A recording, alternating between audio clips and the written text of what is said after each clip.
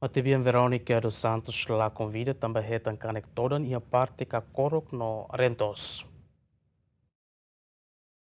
Ia sábado foi na Laisne crime homicídio ida nebe acontece na área praia dos Coqueiros e a nebe suspeito CDA alegadamente o Matebian Verónica dos Santos tomate fatin. Chefe Departamento Forensic Hospital Nacional Guido Valadares Satete, resultado autópsia ha tudo vítima hetan kanek todan e a parte kakorok no rentos, mas bela hetan atendimento cedo ho halo vítima niran sai makas, resulta vítima tola com vida e a fatin acontecimento. Chefe Departamento Forensic nemos informa resultado autópsia ne equipa forensic entrega ona ba parte justiça no ne bele halo continuação ba processo ne. A mudança porque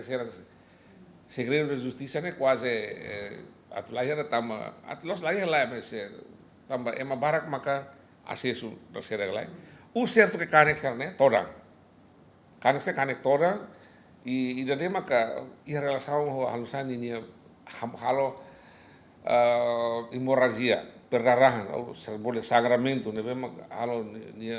toban mak lero to ni vida né lago ita depois hini de detalhe né ia ini autopsia né ia mas saya dah maki por exemplo ita reha imagem sira ia media sosial né akan sana ni kakorok ho rentos kanek bot né ita lali ka dubi sira né lali ka lili kakorok né